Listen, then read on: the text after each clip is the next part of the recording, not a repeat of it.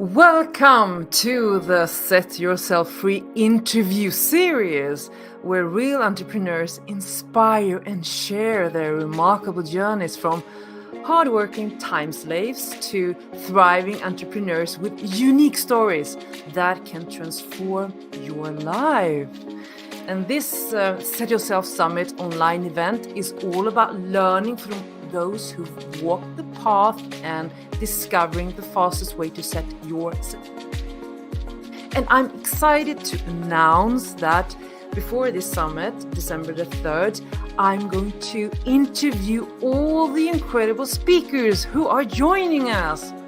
And kicking off today is none other than Rob Aalders. And his journey is a testament to the power of resilience and determination. And today, we're going to listen to Rob's story and gain insights into how he sets himself free. Welcome, Rob. Hi, hello everybody. Good to see you. And thank you for having me. Yes, it is an absolute pleasure to have you as our first esteemed speaker. Thank you. So, yeah, let's do this. I'd love to hear about your early experiences and what were some of the things that you initially sparked your desire for financial independence, and how did those early moments shape your path? Well, like so many people, it wasn't planned. Um, I lost my job. I was a logistics manager with a kind of a web, the Dutch Amazon. And my mother passed away. I was a little heavier than I am now, had health issues, and I just lost my job. And my first reaction was to find a new job because that's what I've been programmed to do.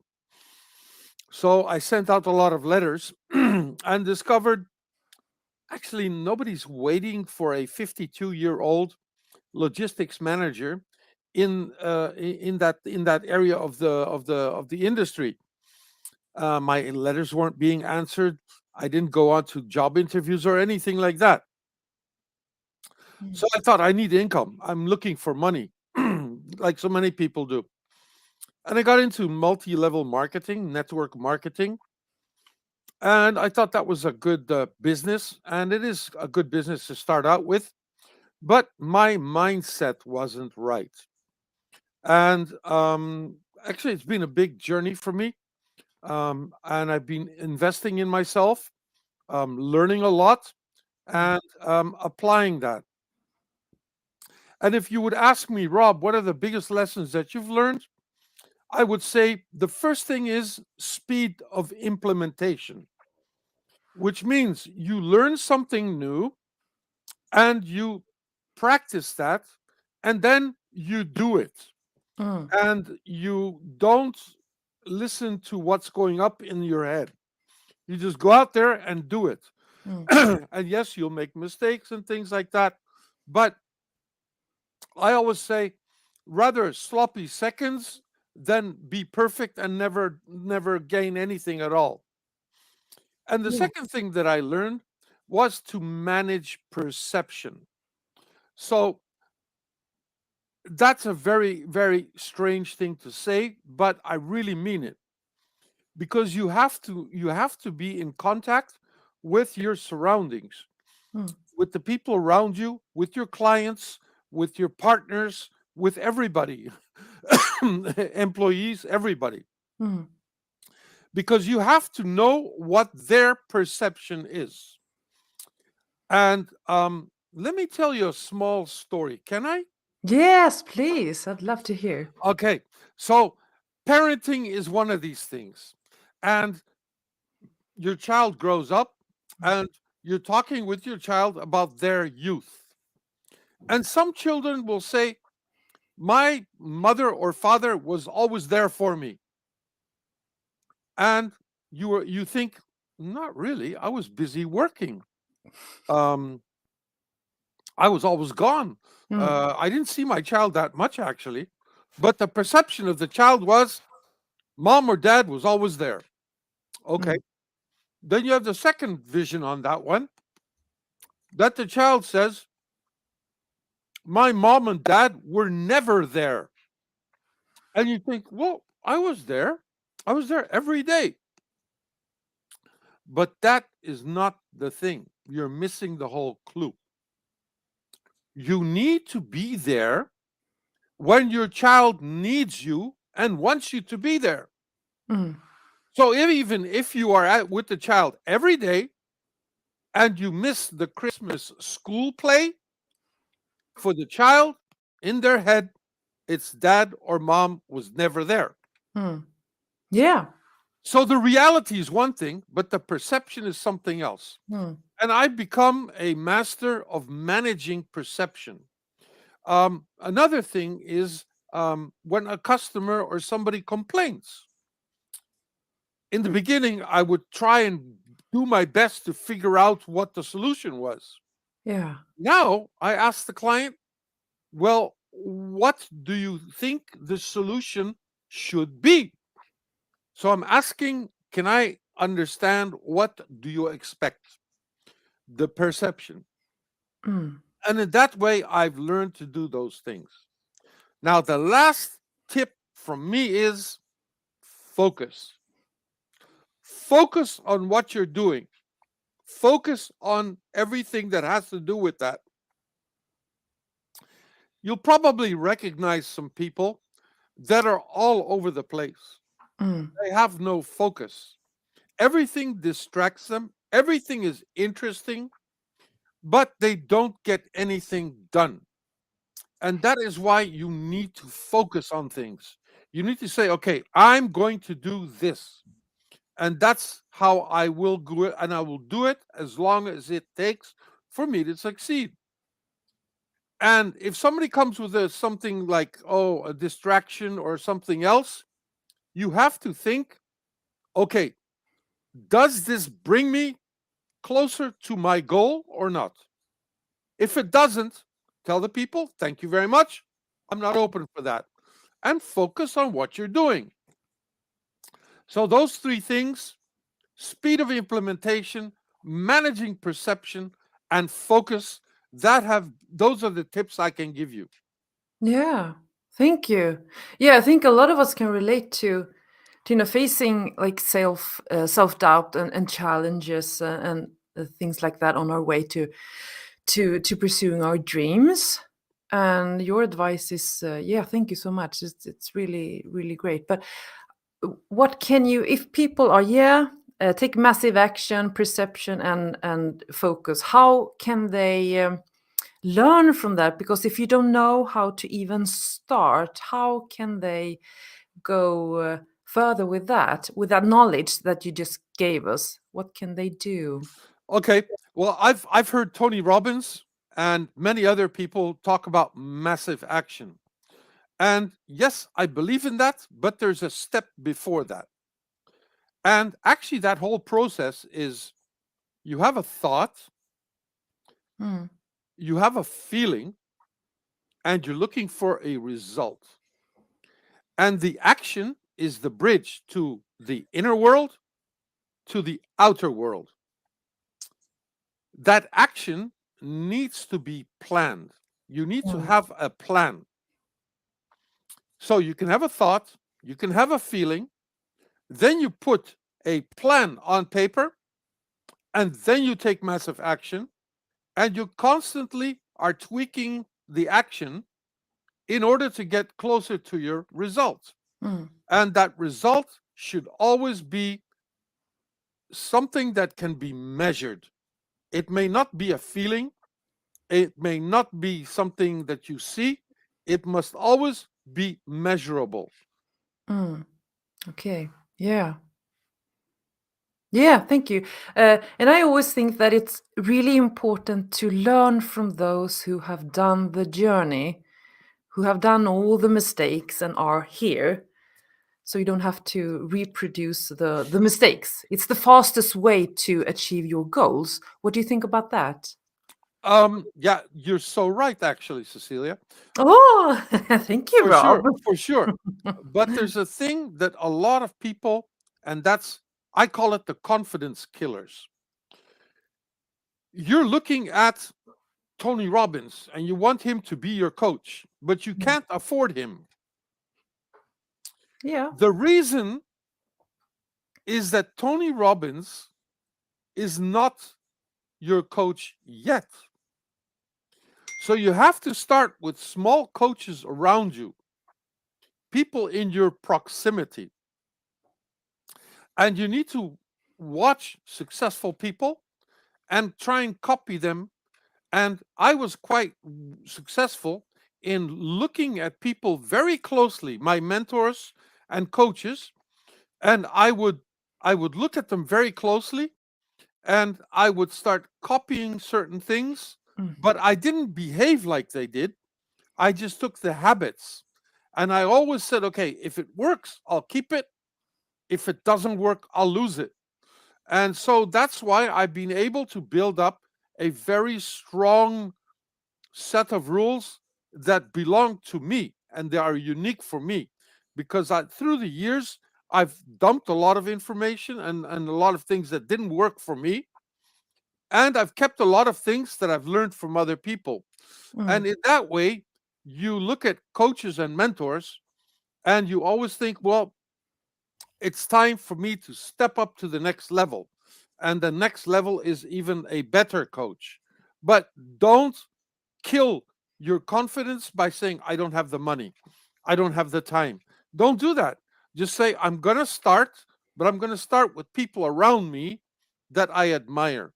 Mm. And in that way, you build yourself up in a very slow way, but the foundation is very strong. Yeah, that's really good advice. Yeah, because it's like, oh, Tony Robbins is really expensive. So everybody should have the money to start to build the foundation.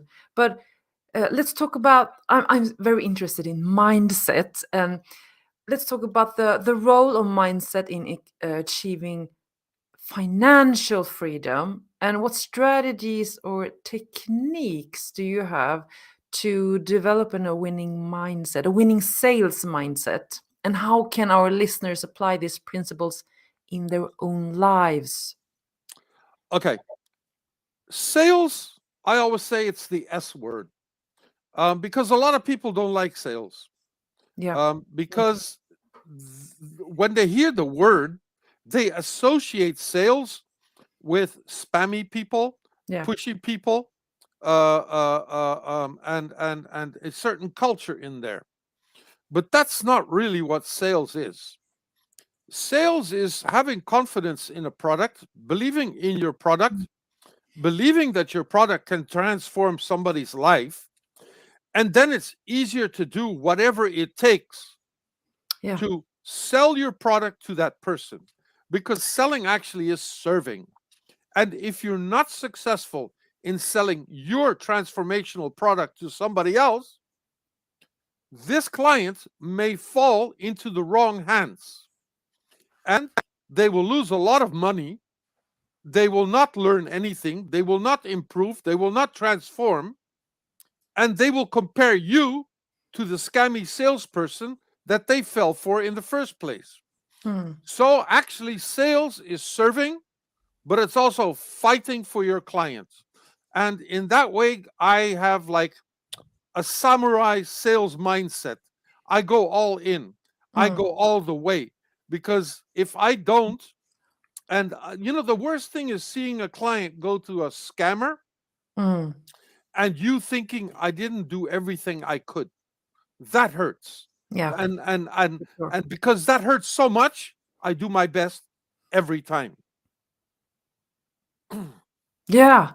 And I think a lot of entrepreneurs have a problem with just, oh, the sales part, because it's painful for to get rejections. It's painful to get a lot of no's, and how to handle that in here. That is tough.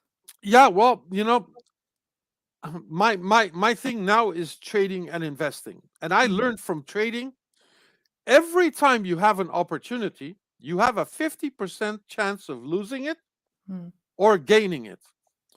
With sales, it's the same thing. Every time you have a client in front of you, it's 50% that you get the client or 50% that you don't get the client.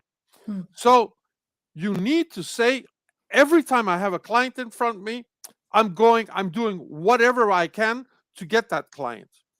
And the rejection, yes, it hurts, but don't start playing the mind game that you think, okay, I have had 10 rejections now. The time that a positive outcome will come is Mm. sooner now. Mm. It's not. Every time you have a 50% chance, and you've got to give everything you have. Mm. Yeah. Food for thoughts. It is yeah, but the mindset is it's so important. It's really a game changer when you think about it like that. I have 50% chance of getting this lead, or I have 50% chance of losing it. It's like, yeah, it depends on how your mind is set. Well, yes, of course it Yeah. is. But at the end, you have the clients that you deserve, which means actually I appreciate my clients. I'm in love with my clients. Mm. I'll do anything for my clients because they belong to me. And they have something in them that I have in myself as well. Because of the way I send out my vibes and my waves, they catch that and they come to me and they belong to me. So if a Mm. client doesn't like me, they will not say, "Look, I don't like you," but they'll give some lame excuse. And if you hear that, you look at the client and you think, "I don't know, that's not it. Let that client go." Mm. Don't go looking for every client.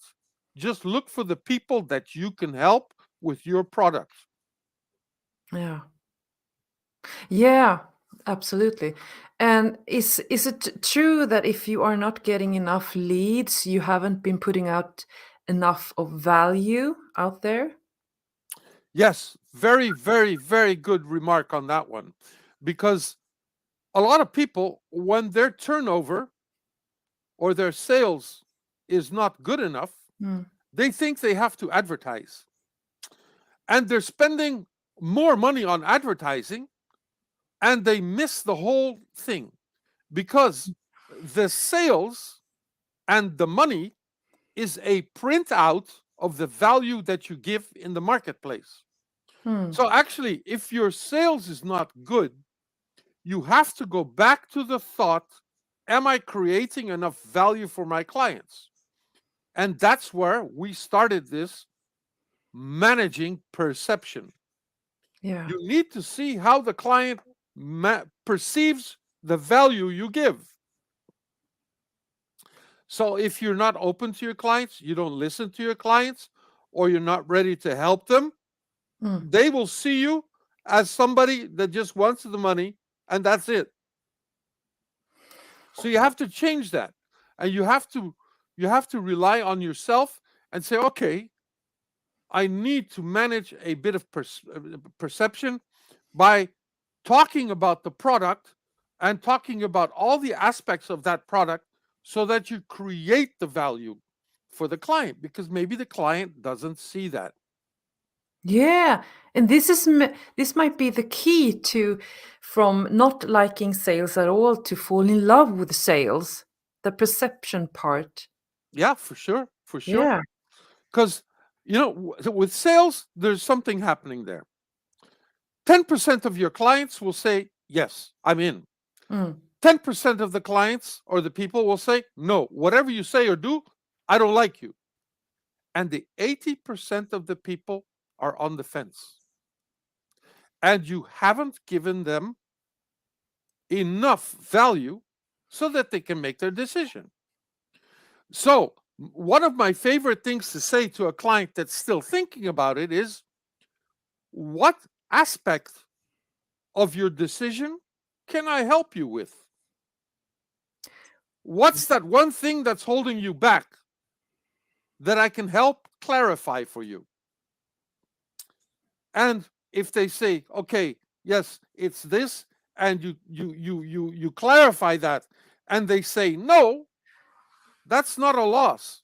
That's just that the client now has enough information to make a decision. That's Hmm. all. Gives you something to think about, really. That is a good distinction. Hmm. Yeah, for sure. Yeah, wow. Thank you for valuable tips.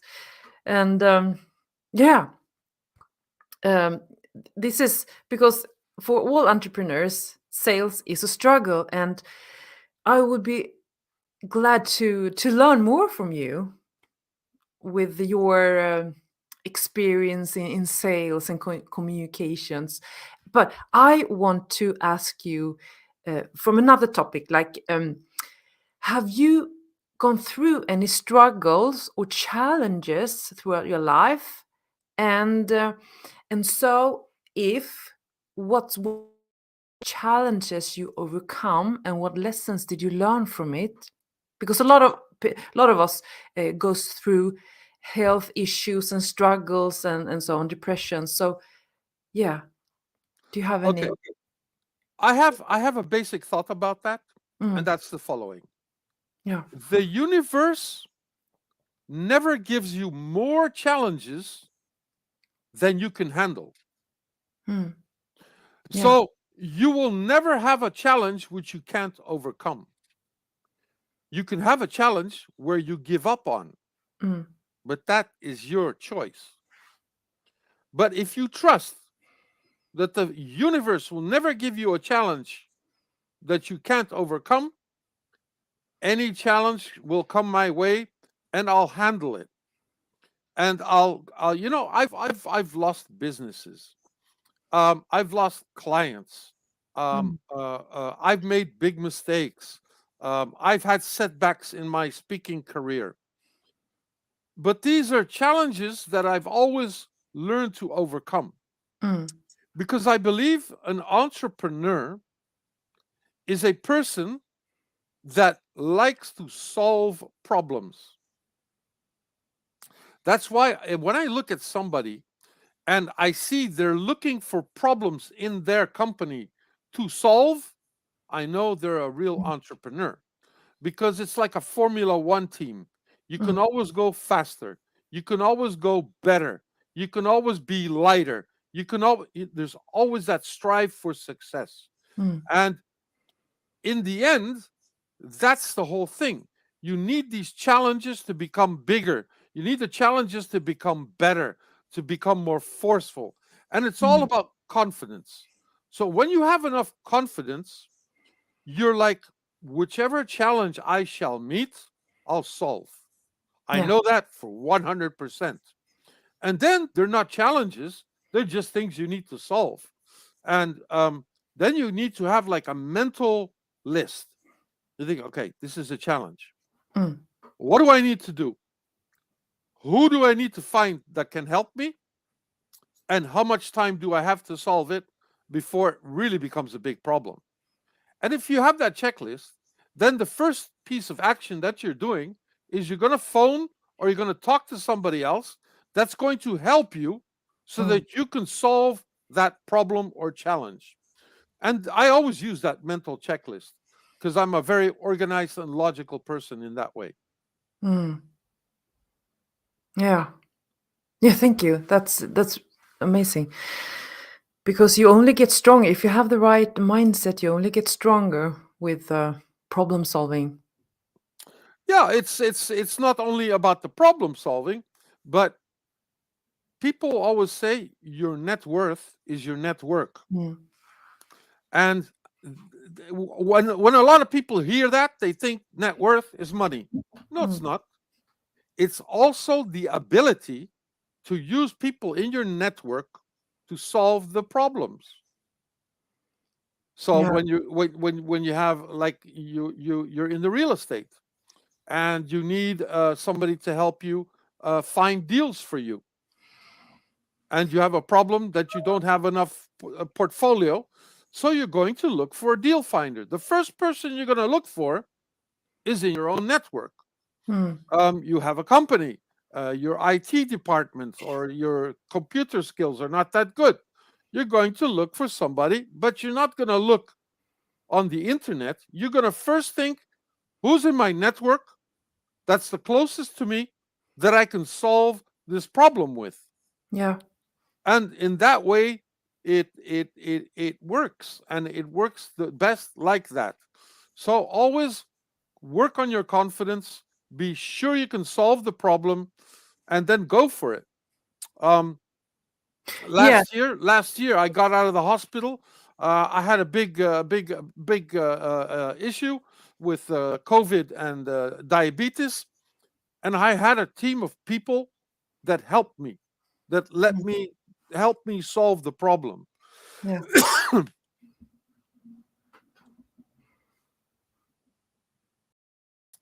So yeah, that's, and I learned this through the times, and I learned to. That's why the communication and connection is really important, and it's not the superficial thing, but it's the deep connection, one on one, and you should be looking for those things, because Mm. you're looking for somebody to help you. Other people are looking for you to help them. Yeah, and never forget to also give a lot of value before you ask for favors. So you have made a big deposit into your network, so people are more likely to help you. So always give a lot of value to other people in your network. Well, it's not only giving. We in Europe we know how to give, and we do that in a good way. But in the Mm. Middle East and in Asia, they lifted it to the next level. They Okay. give, they give without expecting anything in return. Mm, that's nice. No strings attached. Just give, and that's what we call having a big heart. Mm, So if you can see somebody that's struggling, just ask them, "Can I help you? What can I do for you? Is there anything?" And then you can say, "Okay, I can't help you, but maybe I can find somebody that's going to help you." And in that way, you have the obligation to become as rich and as powerful as you can, because then you can really help people. yeah. Yeah, I agree. That's amazing. You need to have a big heart. And yeah, Rob, your journey is remarkable. It's such an inspirational for me and for our future summit participants, or for those who are listening to this interview. And your insights have been incredibly valuable. And I'm sure that they can't wait to hear more from you at the event December 3rd. But is there anything else you'd like to share, or any final thoughts for this audience as they prepare to join the Set Yourself Free Summit? Yes, I have some final Sure. thoughts on that one.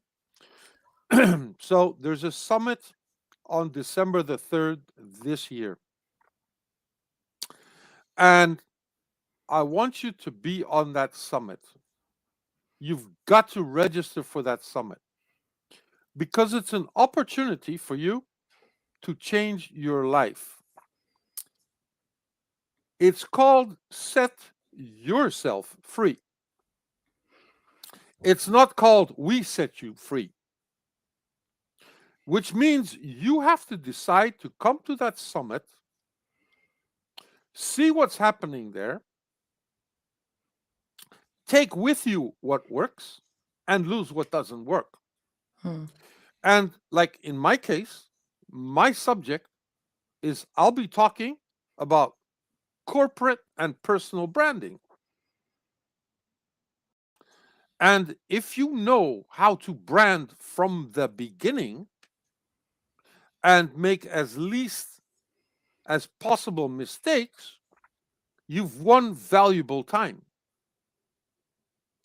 But if you think, I know it all, and I'm just going to do it.